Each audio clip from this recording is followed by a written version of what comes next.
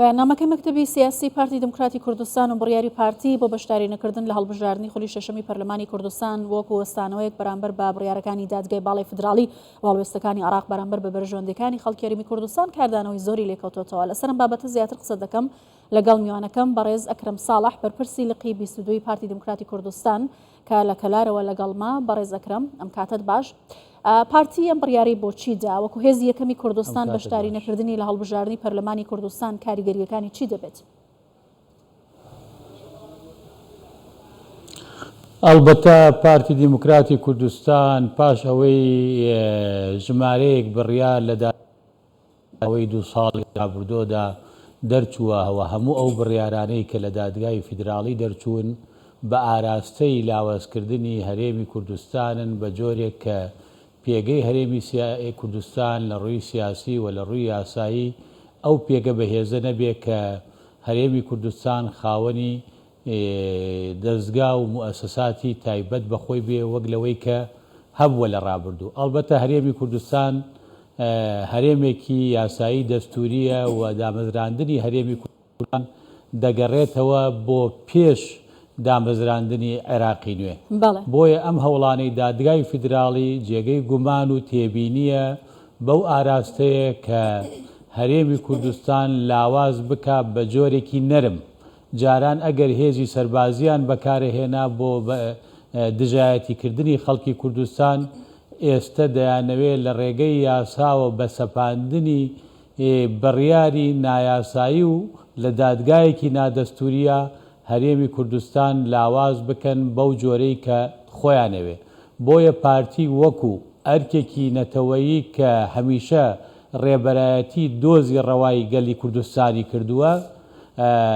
ئەوێ دادگای فیدراڵی ڕابگرێت لەو بڕیارە نایاسایی و نادەستوریانەی کە ئەوێ بەسەر هەرێمی کوردستانە بیسەپێنێ. بۆیە بڕیارەکەی پارتی بڕیارێکە بۆ ئەوەی هەموو لایەک لە حکوومەتی عێراق لەلایەنە سیاسی عێراقی و کوردستانیەکان و بە دادگای فیدراڵیش بڵێ کە ئێمە قبوڵ ناکەین بڕیارێک بسەپێنرێ بەسەر هەرێمی کوردستانە کە لە دەرەوەی ئیرادەی خەڵکی کوردستان بێ. بەڕێز ئەکرەم، پارتی دموکراتی کوردستان دەڵێت کە ئەوان ئامادەن بەشداری لە هەڵبژاردن کەن و پێویستە هەڵبژاردن لە کاتی خۆیدا بەڕێوە بچێت بەو مەرجەی کە هەڵبژاردن بە میکانیزمێکی دموکراسیانە و بە یاسا بەڕێوە بچێت. پێتان وایە ئەم هەڵوێستە لایەنەکان ناچار دەکات بە پێی یاسا مامەڵە لەگەڵ هەرێمی کوردستان و پرسە گرنگەکانی وەکو هەڵبژاردننی پەرلەمان بکەن؟ پارتی دیموکراتی کوردستان هەمیشە داکۆکیکار بووە لە پرۆسەی دیموکراسی و هەڵبژاردن لە هەرێمی کوردستان و لە یەکەم هەڵبژاردننی کوردستان و تا ئەگاتە ئەم هەڵبژاردنە پارتی هێزی یەکەم بووە و هەمیشە دەست پێشخەر بووە کە هەڵبژاردن لە کاتی خۆیان ئەنجام درێ. بۆیە هەڵبژاردن پارتی دیموکراتی کوردستان بڕوای بە خەڵکی کوردستان هەیە پشت بە ئەنجامەترێت دڵنیایە لەوەی کە ئەنجامەکەی سەرکەوتووە بێ و پارتی دیموکراتی کوردستان وەکو هێزێکی گەورەی کاریگەر بە یەکەمی ئەمێنێتەوە. بەڵام پارتی یاسایەکی سەپێنرا و قبوڵ ناکە کە لەسەر خەڵکی کوردستان و لە دەرەوەی ئیرادەی خەڵکی کوردستان لەسەری بسەپێنرێت لە دادگایەکی نادەستوریە کە هەموو ئەو یاسانەی کە لە ماوەی 2 ساڵی ڕابردوودا ئەگەر بە پیاشونەوە بە بڕیارەکانی دادگای فیدراڵیا بکەی، بەشێکی زۆری بڕیارەکانی ڕوو لە هەرێمی کوردستانە و بەو ئاراستەیە کە پێگەی هەرێمی کوردستان لاواز بکرێ. هەرێمی کوردستان بە خەبات و خوێن و قوربانیدان و ئەنفال و شەهیدان، خوێنی شەهیدان هاتووەتە بەرهەم، ناچێتە ژێرباری هیچ بڕیارێک کە لە دەرەوەی دەستور بێ و بڕیارێک بێوێت لەسەر خەڵکی کوردستان فەرزی ئیرادەیەک بکە کە لە دەرەوەی ئیرادەی خەڵکی کوردستان. بۆیە ئەو هەڵوێستەی پارتی دیموکراتی کوردستان گردوێتێ بەر هەڵوێستێکی نەتەوەییە بۆ داکۆکیکردنە لە پێگەی هەرێمی کوردستان و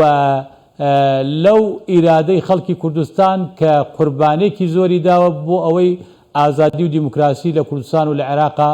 بێتە بەرهەم. باشە بەڕێز ئەکرەم، ئەگەر ئەم ئەقڵیەتەی لە عێراق هەیە بەرامبەر بە هەرێمی کوردستان بەم شێوەیە هەر بەردەوام بێت و جیا لەم هەڵوێستەی ئێستای پارتی بۆ بەرامبەر بە وەستانەوە بەرامبەر بە دادگای باڵای فدراڵی هەڵوێستی داهاتوی پارتی چی دەبێت؟ ئایا ئەگەری کشانەوەی لە پرۆسی سیاسی عێراق هەیە؟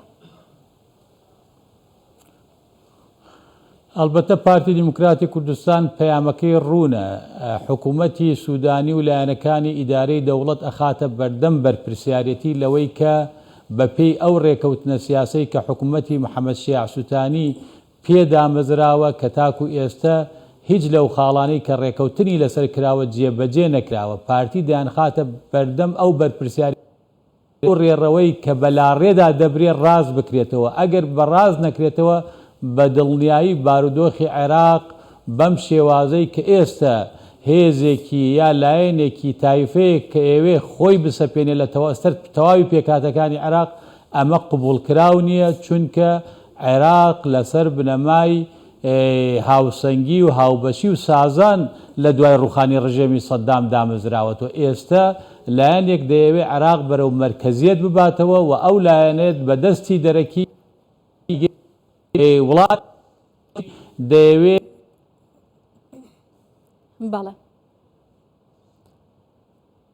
بەڵێ میوانەکەم ئەکرەم ساڵح بەرپرسی لقی 22 پارتی دموکراتی کوردستان لەگەڵم بوو بەڵام بەداخەوە پەیوەندەکەی لەگەڵم پچرا سپاس بۆ بەڕێزیان سەبارەت بە